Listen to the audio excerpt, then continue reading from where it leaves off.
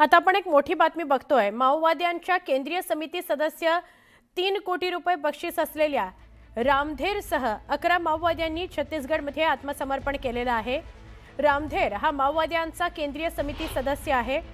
महाराष्ट्र, मध्य प्रदेश, छत्तीसगड या राज्याच्या सीमांवर माओवाद्यांनी तयार केलेल्या एमएमसी झोन या ठिकाणी तो सक्रिय होता।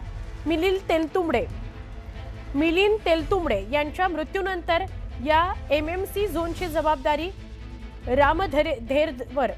रामधेरवर होती। आता रामधेर यानेच सहकार्यांसह आत्मसमर्पण केलंय। त्यामुळे 3 राज्यांच्या सीमावर्ती भागात असलेल्या एमएमसी झोनमध्ये आता माओवाद मुक्त हा भाग झालेला आहे असं आपल्याला म्हणता येईल। रामधेर असं त्याचं नाव, त्यानं 11 माओवाद्यांसह आत्मसमर्पण केलेलं आहे। अत्यंत महत्त्वाची बातमी आहे। माओवाद्यांच्या केंद्रीय समितीचा तो मोरक्या होता। 3 कोटींचं बक्षीस त्याच्यावर होतं। हा माओवादी रामधेर यांना आत्मसमर्पण केलेलं आहे। आमचे प्रतिनिधी महेश तिवारी यांच्याकडून आपण अधिक माहिती घेऊया। महेश, काय अधिक माहिती? रामधेरसह 11 माओवाद्यांचं आत्मसमर्पण।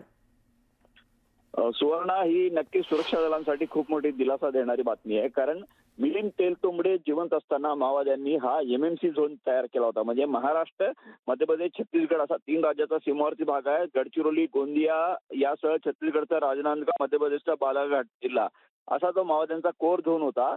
आणि या ठिकाणी मिलिंद तेलतुंबडे सक्रिय असेपर्यंत तो जिवंत होता। त्याच्या मृत्यूनंतर रामधेरकडे जबाबदारी आली होती। रामधेर हा माओवाद्यांचा मोठा नेता, केंद्रीय समिती सदस्य आहे आणि त्याच्या नेतृत्वातच या ठिकाणी माओवाद्यांचं हे सक्रिय पूर्ण मुवमेंट सुरू असायची।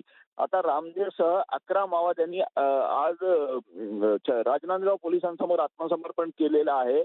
त्यामुळे हा खूप माओवाद्यांच्या संघटनेला मोठा हादरा आहे। कारण मार्च 26च्या दृष्टीनं माओवाद्यांकडून ज्या पद्धतीनं एक टार्गेट माओवाद्यांना नेस्तनाबूत करण्यासाठी सुरक्षा दलांकडून जे प्रयत्न सुरू आहेत, त्याच्यात हे खूप मोठं यश आहे।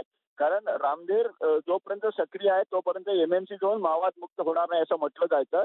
आता प्रत्यक्ष रामधेरने सुरक्षा दलांसमोर आत्मसमर्पण केलेलं आहे आणि त्याच्यासोबत 11 माओवादी सुद्धा त्यांनी आत्मसमर्पण केलेलं आहे। उल्लेखनीय म्हणजे काही दिवसापूर्वीच या भागात सक्रिय असलेला एमएमसी झोन मधला एक माओवादी होता नागापुरे, अनंत नागा, त्यांनी आत्मसमर्पण केलं होतं। त्यामुळे आता हा संपूर्ण जो 3 राज्याचा कोर झोन आहे हा माओवाद मुक्त, दहशतमुक्त झाला आहे असं आपण म्हणू शकतो। सुवर्ण, नक्की धन्यवाद महेश, आपण माहिती दिली त्याबद्दल।